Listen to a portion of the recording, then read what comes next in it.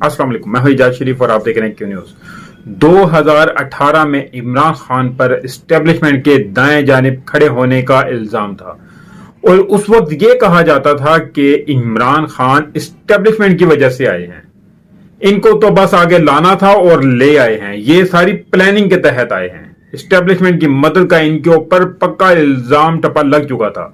आज ना सिर्फ वो इनकी बाईं जानिब खड़े हैं बल्कि न्यूट्रल कहकर इन पर मुसलसल तनकीद कर रहे हैं।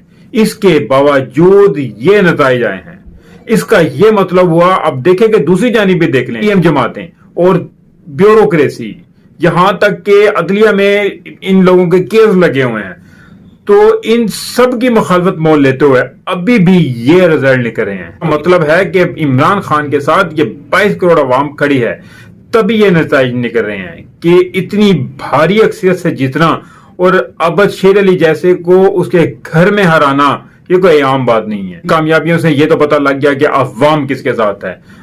अभी क्योंकि जितने भी वोट पड़े हैं पीडीएम को, 13 जमातों ने इकट्ठी होकर इतना जोर लगाकर तब जाके इतनी वोट लिए हैं। और ये भी वो बस अब कह लें कि कुछ लोग रह गए हैं जो बस प्राजी बेस पे, और जो लोग इस चीज को समझ चुके हैं कि मुल्क हमारा सिर्फ एक इमरान खान ही संभाल सकता है, इसके अलावा और कोई नहीं संभाल सकता और इसको बचा भी वही सकता है, तो वो लोग अब सिर्फ इमरान खान के साथ हैं।